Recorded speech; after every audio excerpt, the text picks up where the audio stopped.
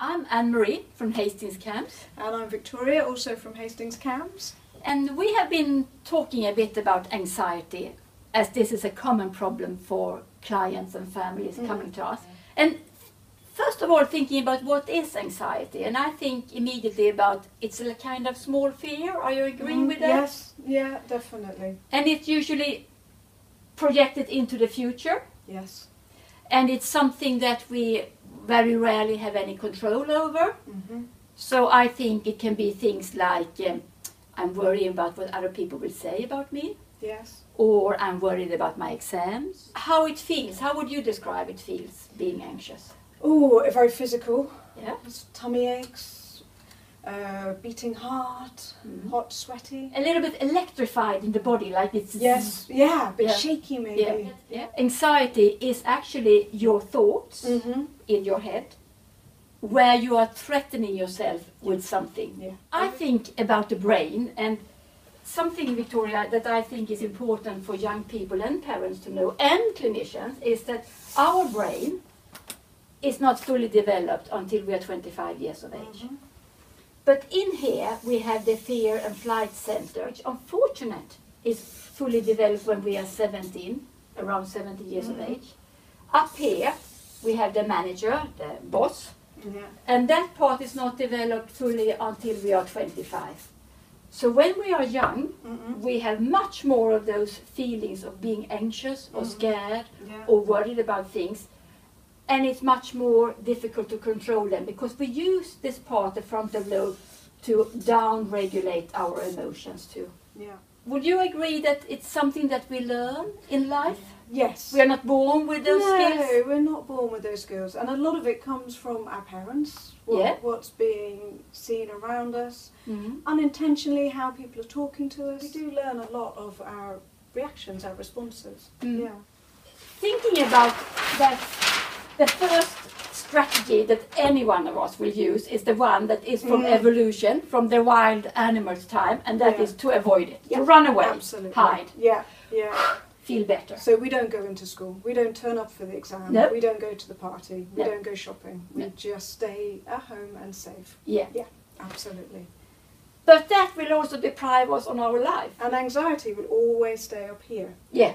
Always. Yeah. Because the more we avoid, the more we get anxious about other things. We just make more and more room for anxiety. Yeah. So one of the things that you and I have talked a lot about is negative and positive reinforcement of behavior. Positive reinforcement is if I do something and you say, well done, and you give me support and attention. Attention, definitely. Internally, if I do something good and this happens, I think I will feel a big feeling of gratification. Yeah, that sense of accomplishment. I've done it. Yeah. Negative reinforcement is when we have something that is stressful and we avoid it, the stress will go down. Yeah. So I would say internally negative reinforcement is distress reduction. Yes. Would you agree? Yeah. Yeah.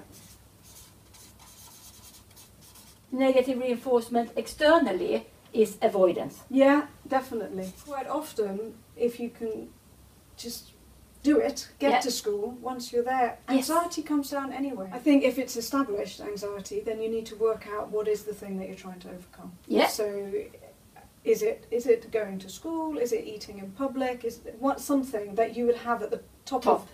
And then we would never expect anybody to go from not doing something to completely doing it.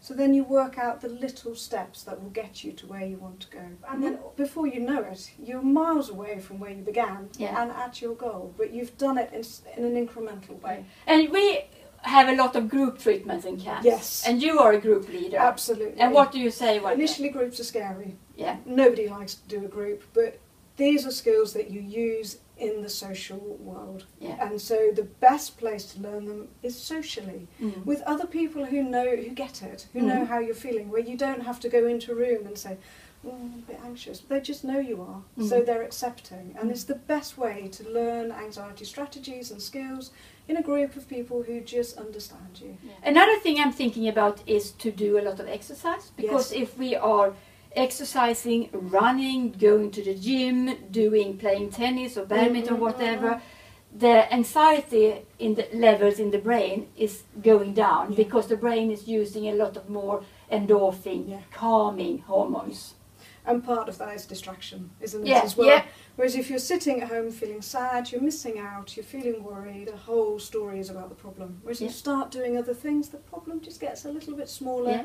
Other things can come in, you can put anxiety in the corner a little bit. Yeah. It all helps. Yeah. Yeah, and there's no magic. No. The only way to tackle anxiety is to do the thing, as you said, that makes you feel anxious. Yeah. And know that you can do it, Yeah. that is survivable, Yeah. that, you know, it's okay. It's okay. Yeah. It's just anxiety. It's not dangerous. It won't kill us.